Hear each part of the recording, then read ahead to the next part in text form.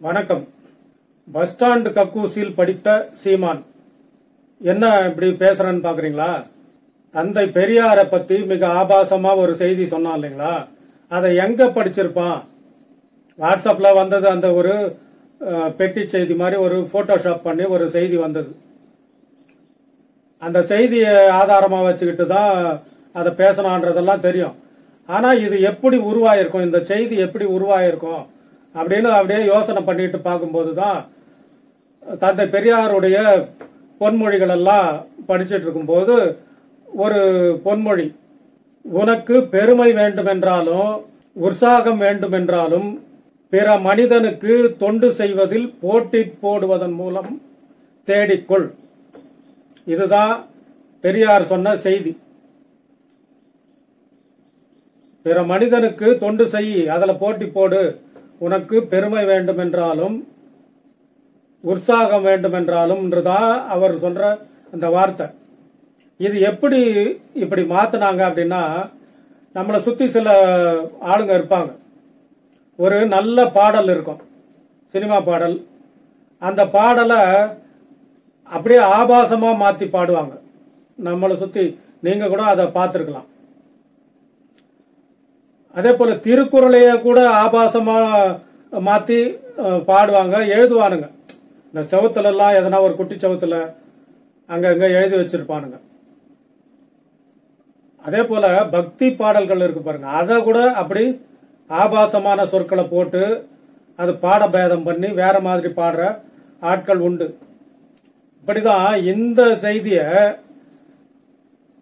உனக்கு பெருமை வேண்டுமென்றாலும் உற்சாகம் வேண்டுமென்றாலும் என்றத, உனக்கு காமத்தை அடக்க முடியவில்லை என்றால் உன் தாயிடமோ அப்படின்னு மாத்திட்டான். ஒரு கக்கூஸ்ல எழுதுற பேர் வழியாவ மாத்தி வச்சிருக்கான். அத ஒரு புத்தகமாவும் போட்டான் அப்படின்றாங்க. அவன் ஆபாச பேர் வழி ஆபாசமா பேசணும் அப்படின்றதுக்காக அவனை கைது கூட பண்ணாங்க. அவன் அந்த கக்கூஸ்ல எழுதி வச்சத, பஸ் ஸ்டாண்ட் கக்கூஸ்ல இவன் போனவன் அதை படிச்சுட்டு இவன் அரிப்பு தீர்த்துக்கிறதுக்காக வெளியே வந்து எல்லாருக்கிட்டையும் சொல்லிட்டு இருக்கிறான். சொன்னாரா இல்லையா அப்படின்னு அப்படியே அந்த வெறி பிடிச்ச நாய் மாதிரி கத்துறான். இது இப்படி வரும்போதுதான் இந்த பொன்மொழியினுடைய உச்சரிப்பும் இதுவும் ஒரே போல அந்த வாக்கிய அமைப்பு இருக்கு. அப்படின்னும் போது இதை தான் இந்த போல ஆபாச பேர் வழி, இது வாய திறந்தா சில பேர் ஆபாசமாவே பேசுவானுங்க.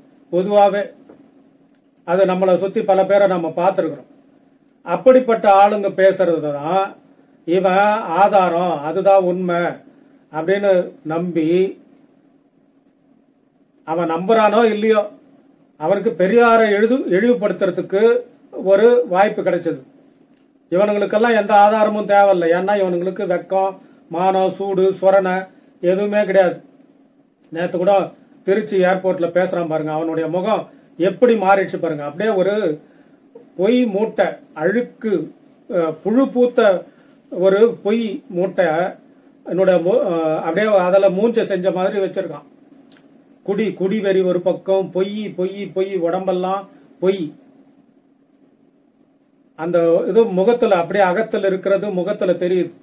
அப்படி அவனுடைய முகம் ஒரு பொய்யை ஒரு மனித வடிவம் கொடுத்தா அது சீமானா வந்து நிற்கும்.